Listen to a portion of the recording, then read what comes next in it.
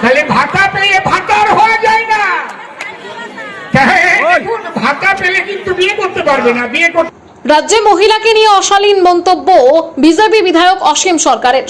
উত্তর 24 পরগনার বসিরহাট মহকুমার স্বরূপনগর বিধানসভার তেঁতুলিয়ায় পরিবর্তন যাত্রায় এসে হরিণঘাটার বিজেপি বিধায়ক তথা কবিয়াল অসীম সরকারের অশ্লীল মন্তব্য নিয়ে রাজনৈতিক উত্তেজনা তৈরি হয়েছে।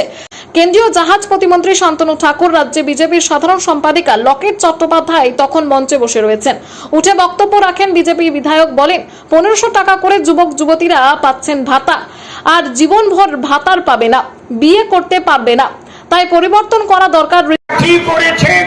1500 টাকা করে যুবকদের দেওয়ার ব্যবস্থা করেছেন। ভাতা ভাতা, আচ্ছা এই ভাতা যদি জীবন ভরে পায়, সে কোনোদিনের ভাতার হতে পারবে? পারবে? বিয়ে করতে পারবে? হ্যাঁ, কায়দা আছে। তাহলে ভাতা পেয়ে ভাতার হওয়া যায় না। ভাতা পেলে কিন্তু বিয়ে করতে পারবে না, বিয়ে করতে পারবে চাকরি পেলে। সেই চাকরি বাকরি কিচ্ছু নেই। এই জন্য আমাদের পরিবর্তন যাত্রা এখান থেকে শুরু হলো বন্যা সাংগঠনিক জেলা।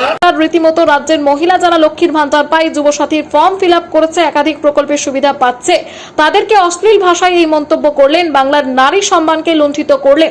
পাশাপাশি স্বরূপনগর দক্ষিণ ব্লকের যুব তৃণমূল কংগ্রেসের সভাপতি সঞ্জীব পাল বলেন, বিজেপি কৃষ্টি সংস্কৃতি এটাই, বাংলার নারী সম্মানকে এইভাবে তারা অপমান করে। যারা এটা নিয়ে জীবন জীবিকা করছেন, নিজের আত্মনির্ভর হওয়ার চেষ্টা করছেন, তারা তো কিছু বাংলার জন্য দেননি, তাই এইভাবে নারী ও যুব সমাজকে অসম্মান করছে। 2026 বিধানসভা নির্বাচনে বাংলার মানুষ এর জবাব দেবে। দেখুন, অ্যাকচুয়ালি দলটার নাম তো বিজেপি। বিজেপির মধ্যে কৃষ্টি কালচার সংস্কৃতি কি আছে? মহিলাদেরকে তারা কি করে সম্মান দিতে হয়, এটা মমতা ব্যানার্জির কাছে শেখা উচিত। তাদের নেতৃত্ব যারা আছে, আমি তাদেরকে বলবো মমতা ব্যানার্জি, অভিষেক ব্যানার্জির কাছে শেখা উচিত। বাংলার কৃষ্টি কালচার এটা না।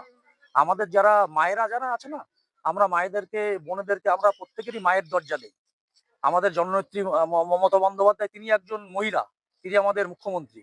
আমরা মায়েদেরকেই আমাদের মায়ের নজরেই দেখি। আমাদের মধ্যে কৃষ্টি কালচার সংস্কৃতি আছে। আমরা প্রত্যেকটা মহিলাকে কিভাবে সম্মান দিতে হয় সেটা জানি। ওনাদের সেটা শেখা উচিত। এখন অনেকদিন আত্মনির্ভর হচ্ছে তো, 1500 টাকা নিয়ে ছোট ছোট কুটির শিল্প, এটা তো হচ্ছে একদমই। দেখুন, প্রত্যেকটা মানুষের কাছে আমরা যদি আজকে সেন্ট্রাল গভর্নমেন্ট যারা আজকে বিভিন্ন জায়গায় বলছে, সেন্ট্রাল গভর্নমেন্টের যারা বিজেপির নেতৃত্বরা যারা বলছে যে পশ্চিমবঙ্গে যদি আমরা ক্ষমতায় আসতে পারি আমরা 3000 টাকা করে দেবো। আরে তো আমরা তো চাই দিক। সেন্ট্রাল গভর্নমেন্টও তো একটা গভর্নমেন্ট, তো সেখান থেকেও যদি লক্ষ্মী ভান্ডার হিসেবে যদি 3000 টাকা করে দেয়, আমরা অ্যাকসেপ্টেবল, আমরা অ্যাকসেপ্ট করবো। আমরা অ্যাকসেপ্ট করবো। সাধারণ মানুষ, তার কাছে যারা একজন ঘরের মহিলা, তার কাছে 100 টাকা মানে বিরাট ব্যাপার।